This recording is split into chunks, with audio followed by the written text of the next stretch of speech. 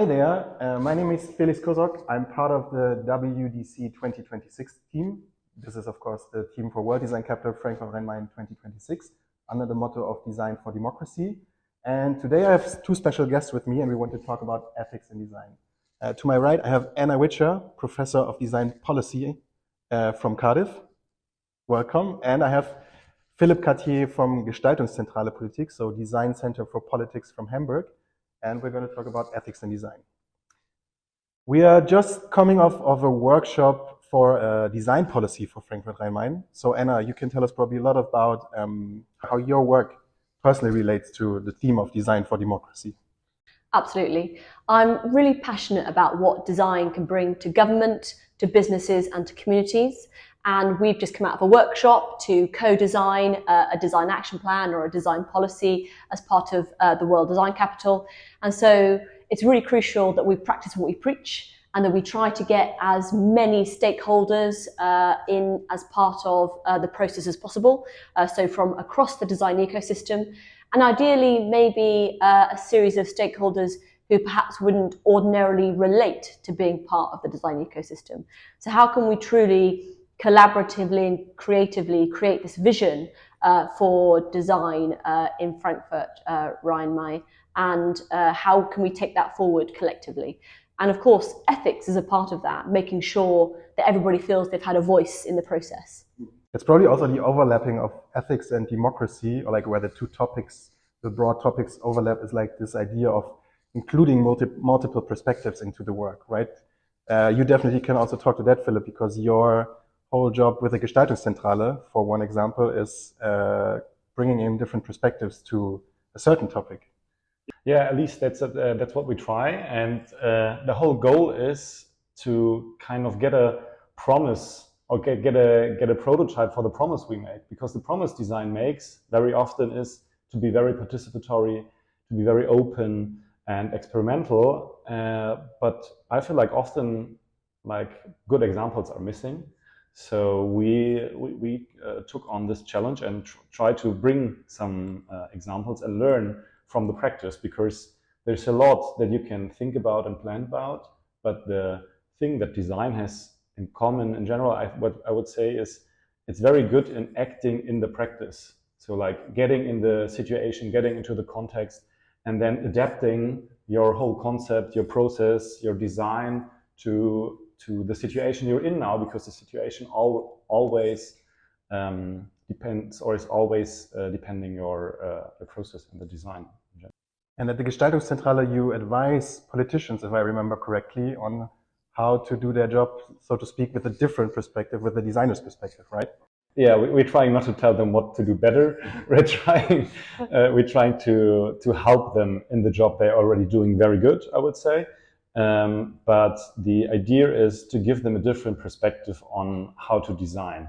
Politics is very good in making decisions, and that's what they see as design, to make a decision, to get into negotiations and gather a common sense.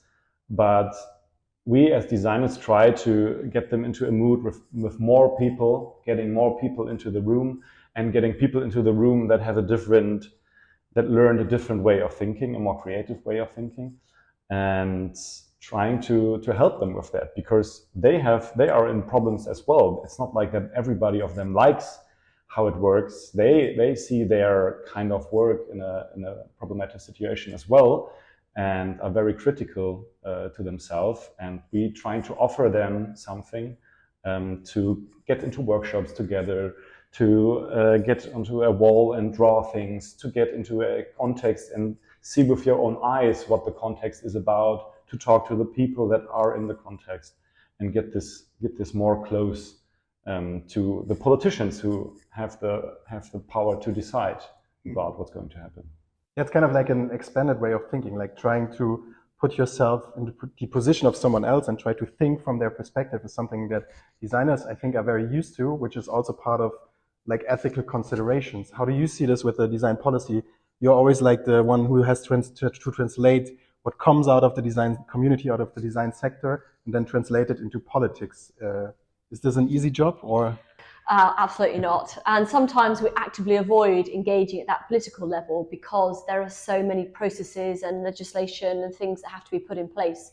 So actually, is a community-led design action plan more ethical, more equitable than a conventional regulation or government-led design action plan? So actually, do we need a grassroots level led design action plan, or do we need a government level design action plan? And both have their merits, but I think that they certainly involve different levels of equity, and I think that's certainly something to consider as part of a process of developing a design policy. And in your work, have you ever encountered like ethical challenges, maybe in regards to inclusion or to power dynamics, something like that? I mean, all the time, I think we can all recognize, what an idealized design process is in terms of getting those diverse voices involved, ensuring there's equity in the process. But actually translating that into practice, can be a challenge. We're all under pressure to produce results quickly. We want to engage, we want to get that design policy into place. And perhaps the organisation commissioning the design policy, they've got a certain timeline, and that doesn't necessarily always allow for that level of exploration, for that level of engagement, that perhaps we would see as ideal. So sometimes there can be trade-offs as part of that process, and that can bring you into conflict, with a collaborative design process. And how is it for you, Philipp? Have you ever encountered specific ethical challenges? Totally. I mean, I just said we work with members of parliament. They are elected to have power. Nobody elected us. We have no mandate to do what we do. We just work with people who have the mandate and who are elected in a democratic way. So for us, it's very important to differentiate between like the explorative process and the design process, but also the decision-making. We are not part of the decision-making. We have no mandate, as I said, to do that. But still, I mean, it's like you can't separate it that much from each other. The ideas that are mentioned and made up in this room change because I am in the room or someone from our team is in the room. And if it would be someone else, it would be a different idea maybe, or different highlight in the whole thing. And that's very difficult.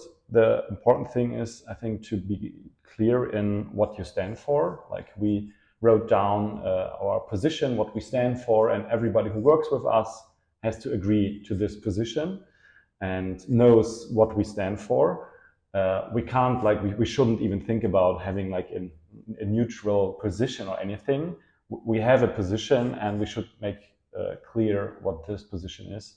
And that's how we try to get to deal with this ethical challenge. And the second challenge, I would say, is if you want to participate people, there's always groups that can't be participated. I mean, the most obvious one would be like animals who are affected by anything as well. But there are also like special there are groups that are marginalized, who are hard to participate, or who can't be participated in a way we do it right now. So it's always a challenge of you can't do enough of it. You can't ask enough people. You always have to ask more. But of course, at some point you have to end and come to a point. But that's a permanent stretch. But does a position paper or a code of conduct help with that? Because I can imagine, of course, we're always trying to include as many people as we can and be as ethically responsible as we can. But I figure that having kind of a set of standards could help you to make these decisions quicker and be more effective in your work and still integrate these ethical considerations, right? I wouldn't say it makes it easier, but it's definitely necessary to deal with it and to write it down. And you should always see it as just partially done. It should always be a working paper if you write something down like this. And it helps in communication, if we start with a client, it's clear what we stand for. And it's also clear, I mean, we work in the political sphere, it's also clear whom we're not going to work with. for example, parties that are working against democratic structures, which is one part of our position. But it's also necessary to implement this position into your work. You have to act what you're saying you're standing for. And that's the hardest point, I would say, to really live what you positioned yourself in. But yeah, maybe like a follow-up question then also for you, Philipp. I mean, you're both are kind of like boundary figures, moving from one field, which is design, to another field, which is politics. Even you're not a designer, but you're coming from design, but moving into politics. I can imagine that's quite a challenge. And now thinking of like everyday designers, they are probably also good in having ethical considerations, as I mentioned, like having this expanded way of thinking, and always thinking about what might be something the user actually needs or the human actually needs if we talk about human-centered design. But I'm wondering personally, how do we get ethics into design? Is there a specific formula for it, or should there be like an expert council on ethics for design? Or is it something designers come across naturally and build naturally? I wouldn't say it's coming naturally, that's for sure, but I would say we should deal with this special interest like we do with every other. Like, I have no clue of constructing a building. I have no clue of programming an application, but I talk to people who do it and I work with them when I develop a product, when I develop a building or like a surrounding, anything.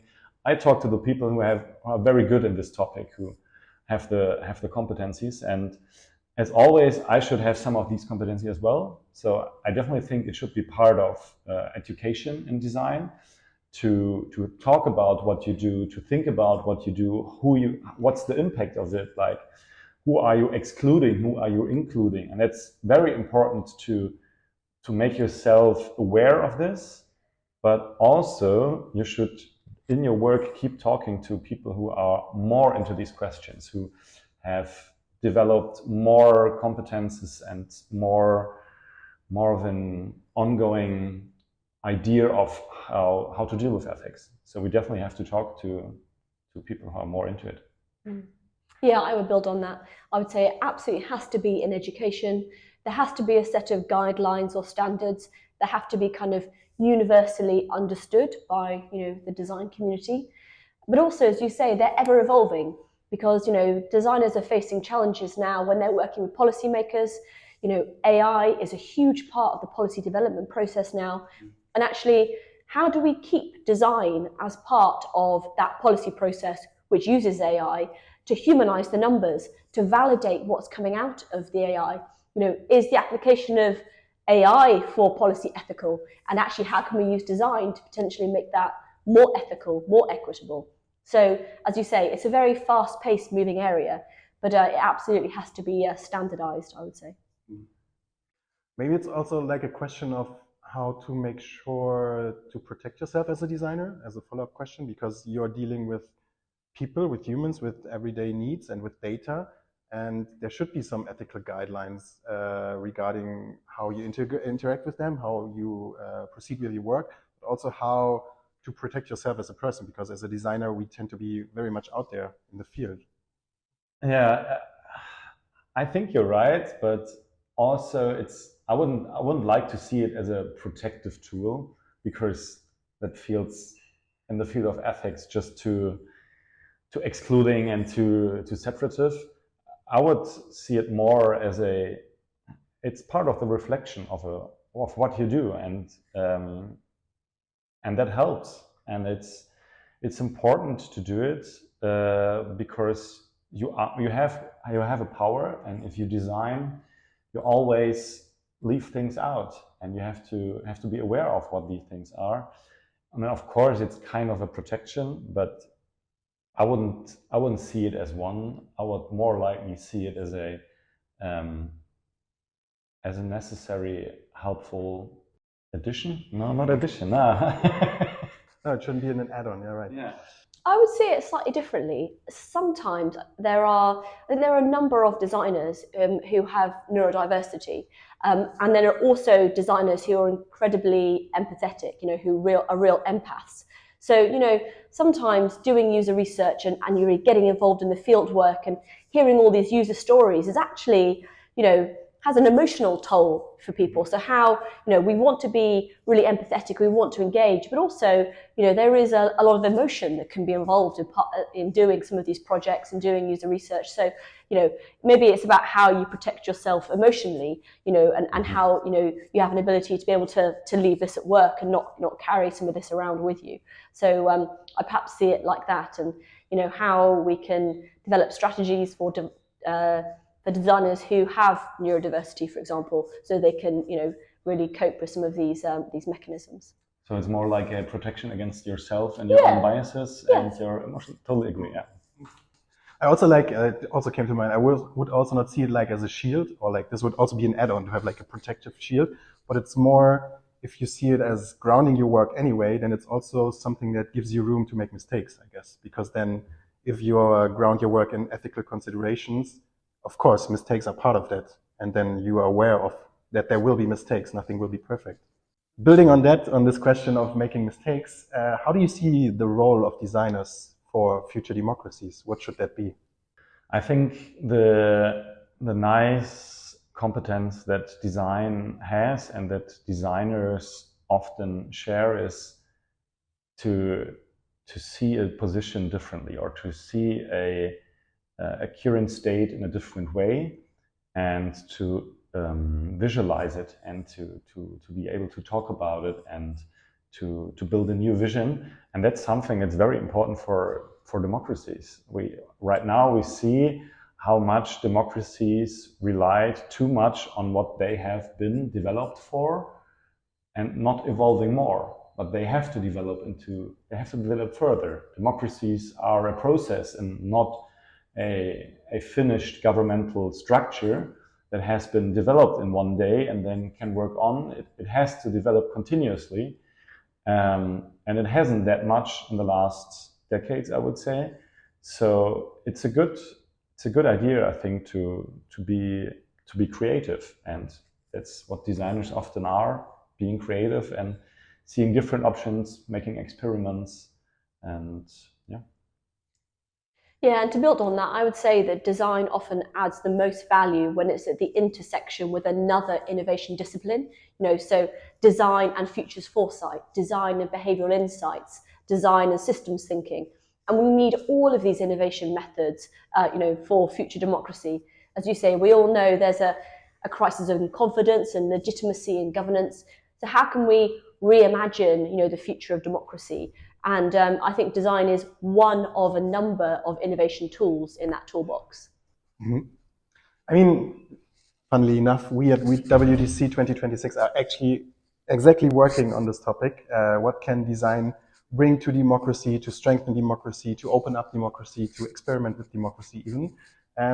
But let me ask you one final question.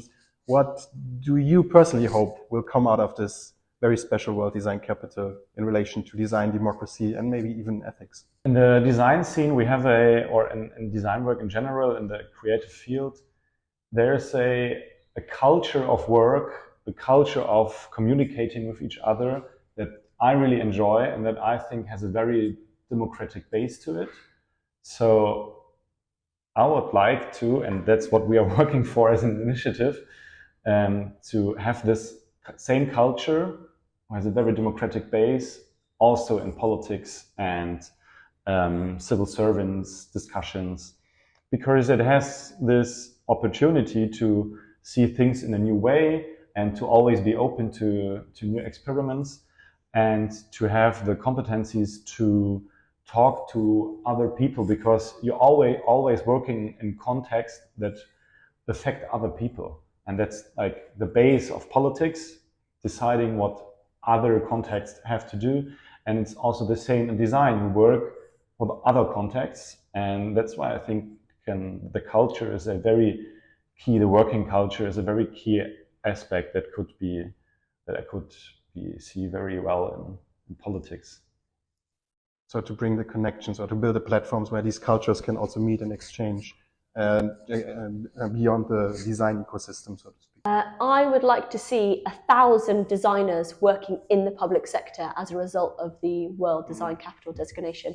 I would like to see them at every level of governance, at within the city in Frankfurt, but also in Frankfurt Rhein-Main, and then in the Hessian region. And I want to see them at every level. So I want to see, a chief design officer, but I also want to see them at other levels, including on the front line in delivering public services. So I want to see user researchers, service designers, policy designers, graphic designers, interaction designers being part of the kind of framework of government. Yeah, putting numbers on ethics, or like putting numbers on goals, is sometimes also something that can be very helpful. We just learned in the workshop as well. Thank you too so much for this conversation on design and ethics and democracy, of course. And yeah, hope you enjoy the rest of the day. I will definitely do that. Thinking of Industrial Design Day and ethics and design. Thank you.